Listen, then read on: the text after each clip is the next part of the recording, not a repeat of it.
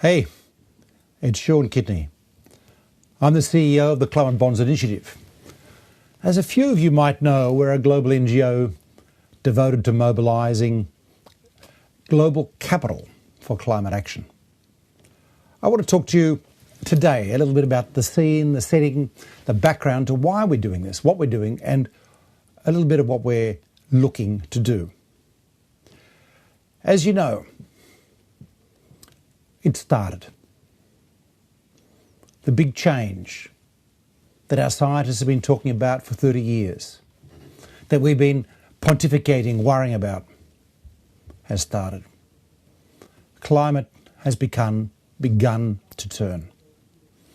This year we've seen fires, floods, droughts, snow in Brazil, weird weather, vast forest fires across Siberia as the permafrost melts, releasing huge amounts of carbon to the atmosphere, and so on.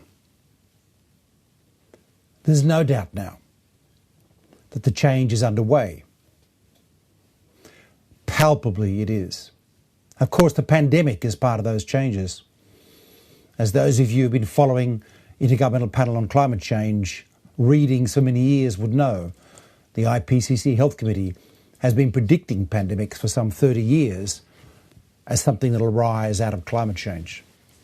Sure enough, we've had a few attempts now. We've got one that got away as a result of collapsed biodiversity, pathogens jump between species, etc. We will have more. We are lucky. This one only had a 1% mortality rate. Tell that to the loved ones who died. SARS, if it had got through, had a 20% mortality rate for 30 to 40-year-olds. That would have left a very different shredded world economy and society in its wake. We have to prepare. We have to prepare in two ways. First, we're in a race to avoid catastrophic climate change. Understand that the climate change we are experiencing now will get worse for 30 years. The latency effect in the atmosphere means that the emissions we put in 30 years ago are what is really contributing to the current climate change. If we were to stop emissions cold tomorrow, we would still have climate change for the next 30 years getting worse before it would hopefully, it's a bit uncertain, get better. So we need to do both things, mitigate and prepare for resilience. On the mitigation agenda, we've got a pretty short period. The IPCC says to have a reasonable chance, and it is only a chance. In finance, we're risk people. We calibrate. And when we're told that a chance, we're talking about 1% or 40%, well, they're not great odds at the moment, but it is a chance that we can avoid catastrophic climate change, which is where we get into the 6 to 8 degrees average warming on the planet, 10 degrees over land masses. It is uncertain that human life can be sustained with catastrophic climate change. Humans, as far as we know, have never existed on this planet with temperatures as high as are being projected under catastrophic climate change, let alone greenhouse gas in the atmosphere and so on. So we've got 10 years to get emissions, or 8 years really, to 2030, to get emissions down 55% globally. On average, that means for every small country that doesn't, a large country needs to do more. We've had a bit of a win. The major economies of the world have committed to varying degrees of roughly 50% cuts. Of course, they've still got to figure out how to do it. They're arguing, yes, we're going to cut 50%, but we still need a few more fossil fuel power stations, etc., etc. Get involved, please. These things are a matter of life and death for our children. We've had some experience with life and death. In the 1600s, we had climate change. Great book by Geoffrey Parker at Cambridge University called The Global Climate Crisis. He describes what happened. And we now know from Stanford University that climate crisis was actually human-induced. We killed so many American Indians in the 1500s through smallpox and measles that we lost something like 90% to more, or maybe even 95%. We're not sure of the population of the Americas to the disease. Whole civilizations in the forests disappeared. The forest regrowth we now know from tree rings was extraordinary. It sucked carbon out of the atmosphere. Kind of hopeful in a way if we grow forests. But we extinguished populations and reduced temperatures. 2 degrees cooling we saw in the 1600s. That was a century of war, famine and plague. We lost a third of the world's population, a third, in 100 years, from plague, famine, war and various other kinds of calamities. Crops didn't grow for 2 years because of winters that wouldn't go away. All sorts of things happen, including some feedback loops. It's a good story, but it's a chilling story. We're talking about, at minimum, 2 degrees warming. We aim for 1.5. We hope to hell we can get it back down to 1.5. It will go up and it might come down. That's why we're pushing for 1.5. We have to prepare now. It's not just getting emissions down. It's not just clean energy. It's not just low carbon, zero carbon transport. It's not just changing our land use practice to regrow forests to suck some of that carbon out of the atmosphere, but also to renovate, reform what we're doing to our soils so they sequester carbon, not release carbon, and so on and so on. There are so many aspects to this agenda. It's also preparing for the tough stuff. We will see many more climatic incidents. One thing you can be sure of is when people are hit by terrible calamity, typhoons in East Asia that will be 3 times as intense as they currently are. We expect floods, droughts. We don't know how it's going to be. We're just taking wild guesses, somewhere between 1 metre and maybe even as high as 5 metre sea level rise during the course of this century. We just don't know because we haven't seen this before. Our scientists are doing reasonable estimates. They tell us we have to prepare. That's the physical impacts. That is, yes, coastal protection. Like the Netherlands, the country with the money to do it, has been doing, and funding it, by the way, with their sovereign certified climate bond.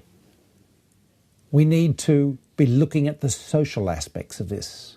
As we've learned from the pandemic, it's not just about the physical aspects, it's also about people being able to survive, to earn an income, to get access to healthcare. And you know what? If they don't, they will keep working. And the disease, as we've seen in the US, in Brazil, in so many places, continues to spread.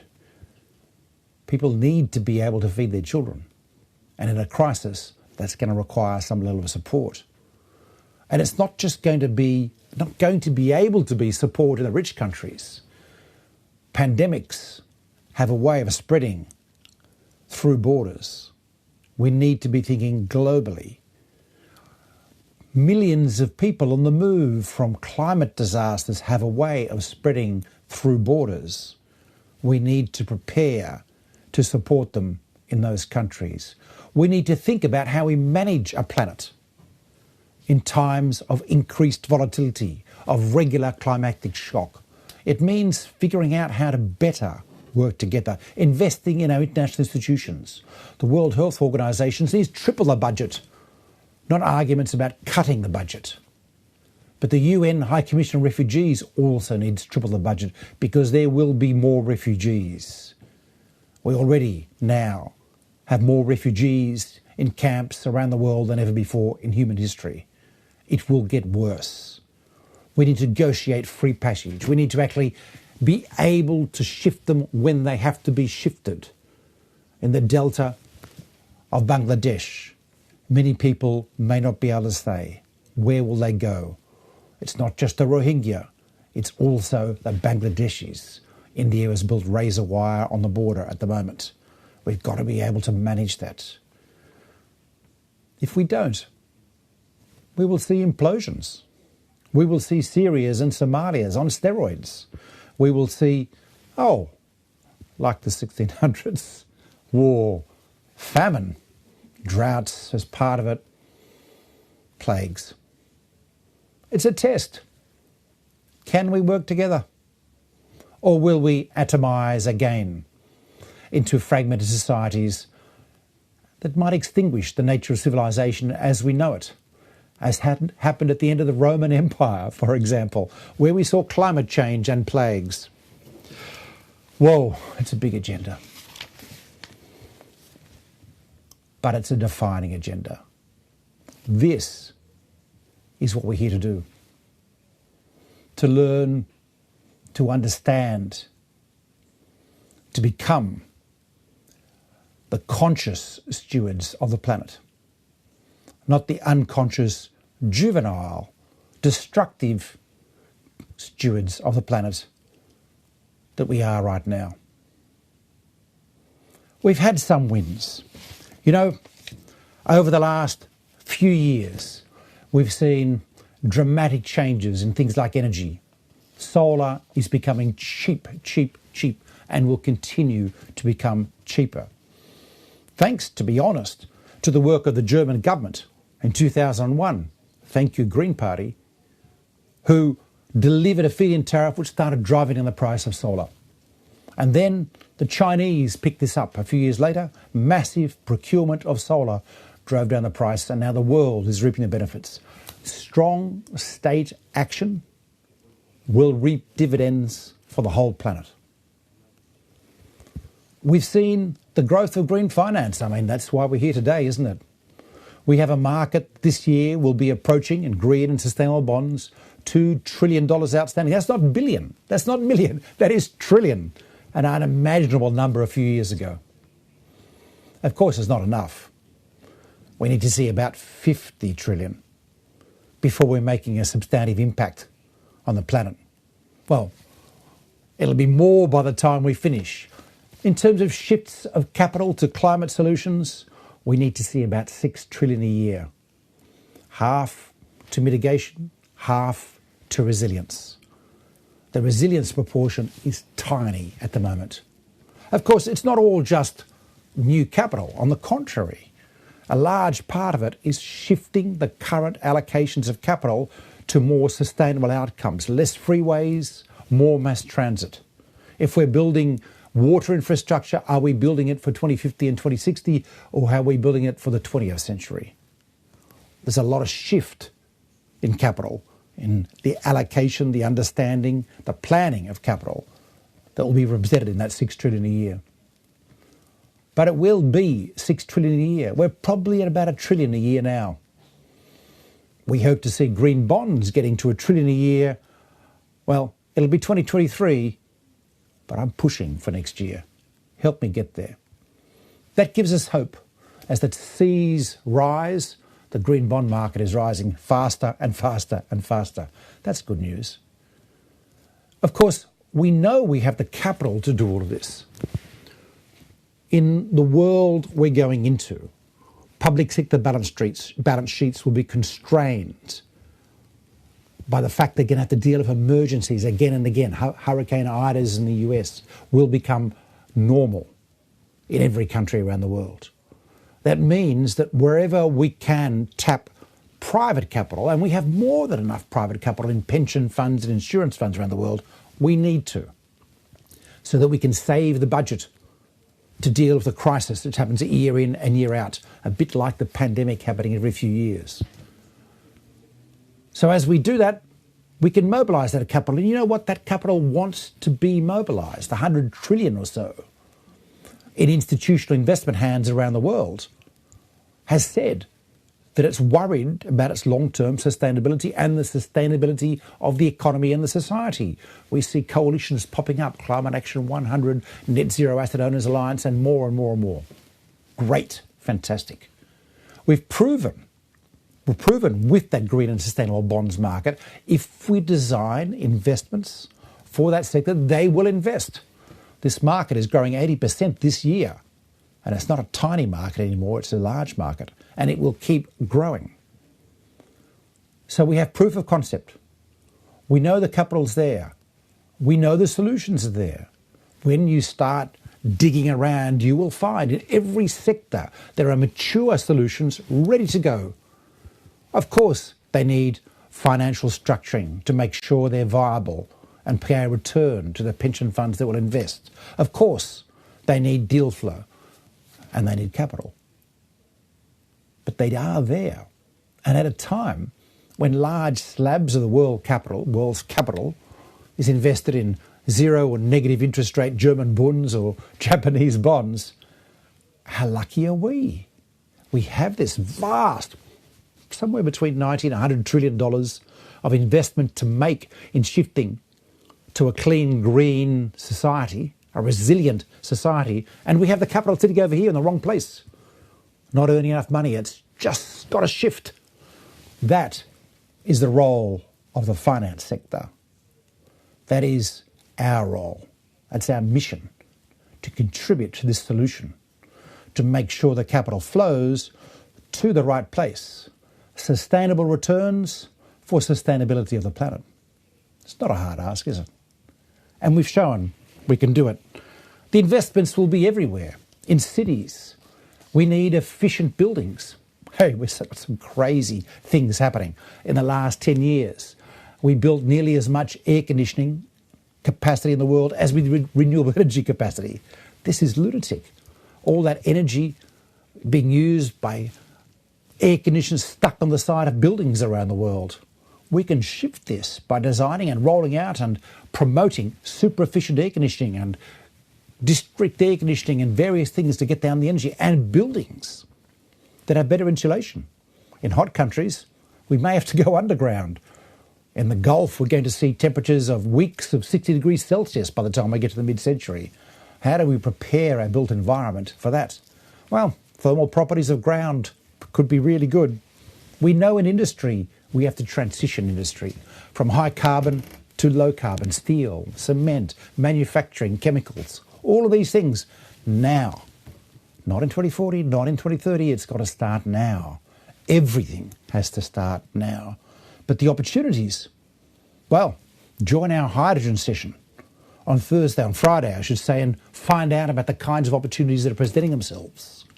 In green hydrogen, this is a sector that is going to go nuts in the next few years.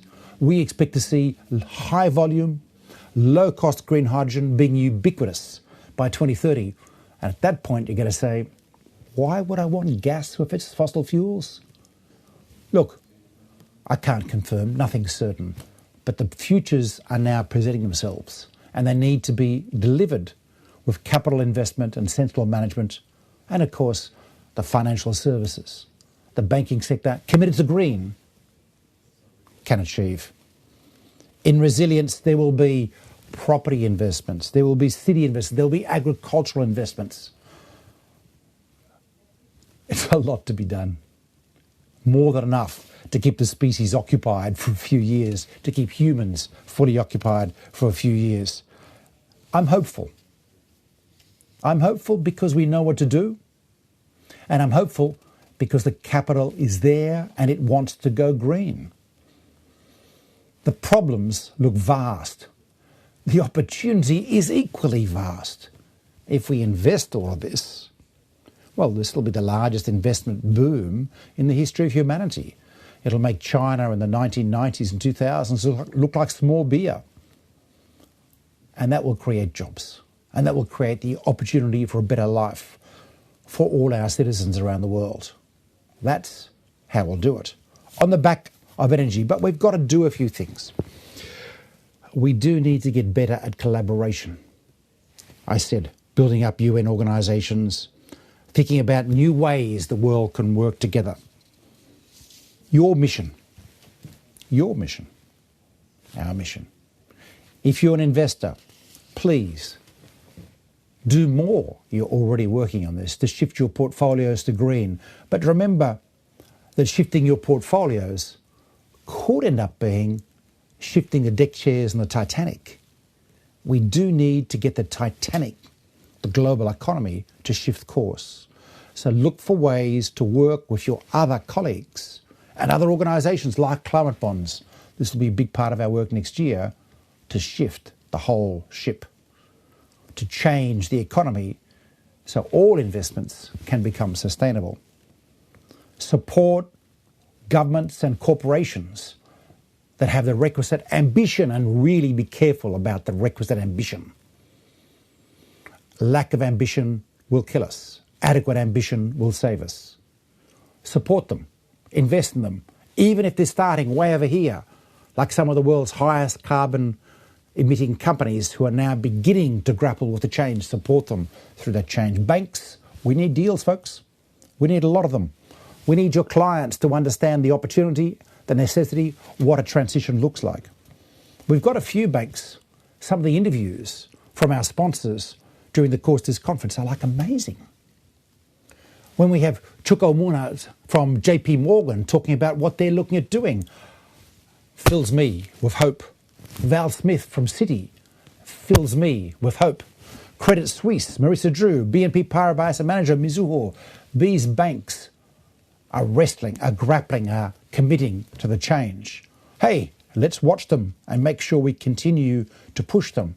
But it fills me with hope. Development banks around the world are changing. They're not all where the European Investment Bank is yet. A climate bank, stopping all investments in fossil fuels. They should be, every single one. This year, let's see, we've got the CFO of the New Development Bank, Leslie Masdorp, speaking on Thursday. We've got many, many development banks where the board members are changing, like the US pushing to be green. Let's not leave it 2 or 3 years, please. Let's do it now. Green our portfolios, and remembering that greening is combined with development. It is not against development. If we develop in sustainable ways in Africa, in Latin America, and South Asia, we provide a future where there isn't a future at the moment. And governments enabling policies to change. You don't have to pay for all of this through government taxes. You can pay for it by organising the enabling environment so capital will flow. Capital from pension funds and insurance funds that want to flow. That's our challenge, that's our opportunity. Look, it is an amazing opportunity. We do have green bonds and green finance out of the gates. They're away. It's a tool. We can make them do more to energise markets, to energise investors, to energise governments. That's what we've been doing. That's the purpose of it. We've proven that green investments are lower risk. We get tighter pricing for green bonds now in liquid currencies. That is about investors recognising that the universe of investments that are green are less at risk of change than other investments going forward, and that is absolutely right. We'll hear Rathin Roy tomorrow on Thursday talk about the lower volatility aspects of green bonds and the green transformation, proving to be a better investment bet than the old ones. $2 trillion so far in this market. 50 trillion to come.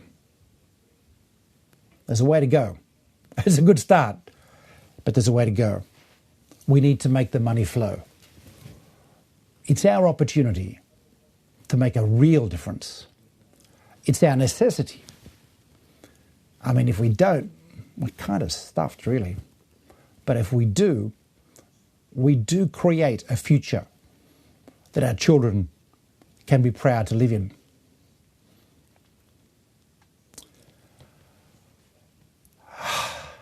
That's why I'm doing it. That's why you were doing it. Find out more in the next couple of days about how we do it. Good luck. See you next year.